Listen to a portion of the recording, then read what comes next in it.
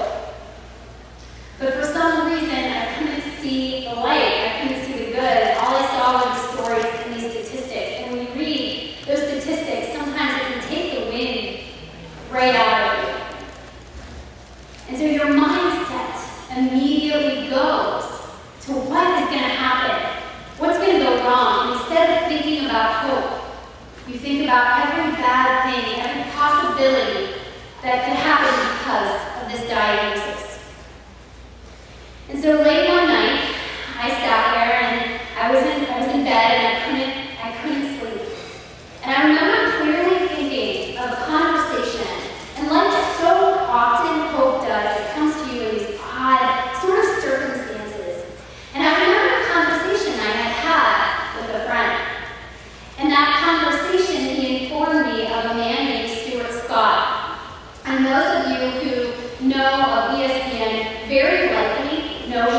Scott is. Stuart Scott battled cancer. He battled it not once, not twice, not 3 times. He battled it 4 times. And Stuart Scott did an interview for Men's Health. And in that interview, Men's Health magazine asked Stuart Scott, well, what is it about you that you maintain this positive attitude? And he said, you know, I just believe I have to fight. And he said that every day he would wake up before cancer treatments, and he would wake up before his chemo, and he would have this conversation with himself. And the conversation would go something like this. All right, Stuart, it's you against cancer today. You're going to let that cancer win, and the cancer is going to sucker punch you, and it's going to punch you, and it's going to hit you, and it's going to knock you down, and you're going to let it do it? And he would say to himself, no, because you're getting the last hit.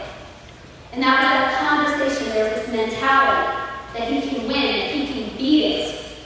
And so, Stuart Scott would go in, and he would have his treatments, and he would come home every day from his treatments, and he would sweat. He would go into his basement, and he would be sick, and he would be tired, and he would go and he would work out. And I thought to myself, well, what would he do? What kind of workout?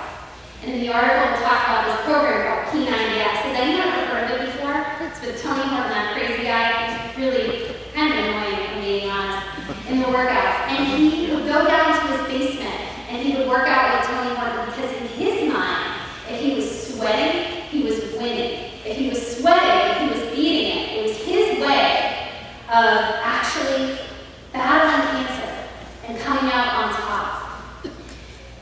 And that made me think, mentality is more debilitating than the cancer. The way we look at the cancer is more debilitating. And so as I was thinking about this, I thought to myself, hey, you have this desire to work out. You were pretty active before you had cancer. Why are you going to stop now? Because cancer told you so? That's not cool. So here's what I did. I had 12 rounds of chemotherapy. And on my first round of chemotherapy, I put on my socks. And they were fighter socks. And they were bright purple. And I put them on. And I walked downstairs to my basement. And I worked out. I did a 30-minute workout. And then I went on to Facebook. And all I wrote was chemo treatment 1, every sweat matters. And then I came home from chemo, and I was sick. That first chemo was the hardest. And I was sick, and my mom and my husband took care of me. And I was scared because I didn't know what to expect. But when I looked on Facebook, people were sweating for me. They were beginning to see that sweating was not so much about calories burned. It was not so much about what you can look like. It's not so much about what that scale says as much as it's about confidence and clarity. It's about sweating for those who can't. It's about sweating because you are physically blessed enough to do it. James Conner from Pitt getting treatments for the same disease that I received.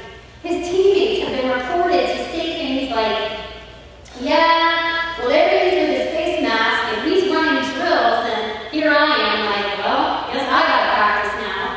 It's true. You inspire other people, and here's my thought. My son, Nick, he's 6 years old now, and he is taking swim lessons. And unfortunately, Nick has this gene, very much like me, and that gene is that fear. And so he isn't the kind of kid that just jumps and leaps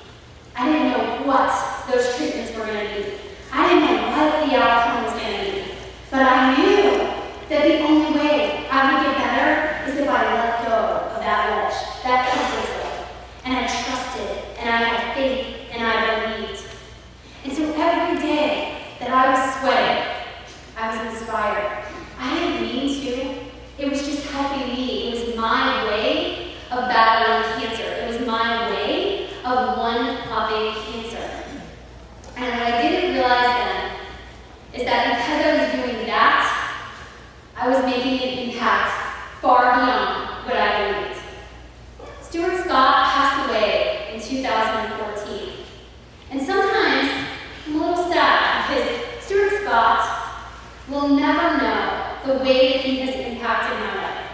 And let's be honest, there is a very slim chance that I would ever meet Stuart Scott. But there's something beautiful in this idea of the ripple effect. If you close your eyes for a minute and you picture yourself on a lake, and it's a beautiful summer day, and the waters are crystal clear, and it's just quiet, and you sit on the edge and there's no movement, there's no boats, there's no kiddos, it's just you and the lake. And right beside you is a little rock. And you take that rock and you throw it and it creates a ripple effect. That's what Stuart Scott was to me. He'll never know that his words impacted me.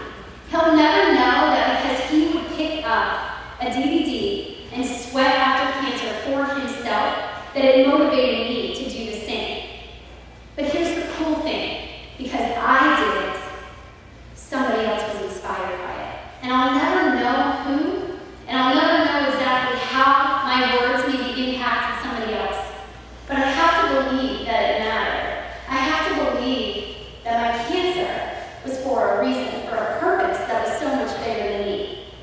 And as I was preparing for this, and as I was thinking about talking, I've been told that if you can tell your story and it doesn't make you cry anymore, then you've healed. And what I'm going to tell you, I don't know if I've totally healed from, to be honest. So I might cry. If I do, I apologize in advance. But when I was diagnosed, my husband and I had won a cruise. And I'm looking ahead, because you might remember this. And we had won a cruise. And when we won the cruise, we were so excited, we couldn't wait. And that jerk, Dr. McLaughlin, told me I couldn't go on a cruise. I just had my son, I bought my baby suit, I was ready for the sun. And he said, not a cheese, Katie, you're not going on a cruise. Great, I'm going to have a Keynote chair, I'm going to get that jerk, that IV, and it'll probably bring rude to my nurses because I'm not in a good mood. Let me tell you that missing that cruise is one of the ultimate blessings in my life. You see, there's an alumni game that my husband plays in every year. We play UPJ hockey. And every year, in memory of somebody that had passed away from cancer, non-Hodgkin's lymphoma, Tim Paul, they do this great big charity event, and all the proceeds go to the Mario Youth Foundation. And on that particular year, we received a phone call from our friend, Dave and Taylor. At the time, I didn't know Taylor, I didn't know who she was. I'd only met Dave occasionally. And they had very kindly asked if we would like the proceeds from the event. They thought it would help us offset the cost of our medical bills, and Mike and I were blessed that we didn't have to accept it. But I thought the gesture was beyond kind. And so, the day of the event, while all my friends were on a cruise and I was kind of in a bad mood and I was there anyway, I walked up to this girl, Taylor, that I had never met before, and I said,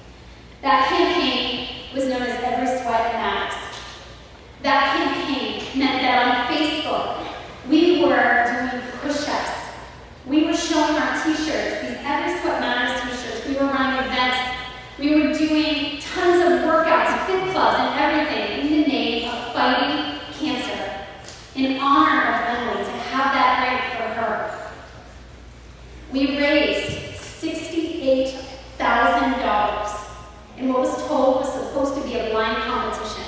But Taylor and I have really big mouths, so we didn't do the blind competition part really well. But $68,000 for cancer research. I have no doubt there was a blessing that came from my not being on the cruise. And I know that cancer didn't happen to me.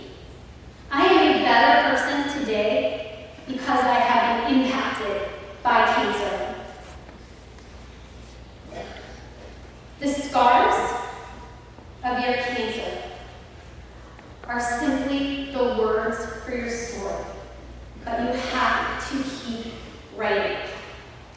Before Stuart Scott passed away, he was presented a Jimmy V Award, and he said in his presentation, he said, when you die, it doesn't mean you lose to cancer.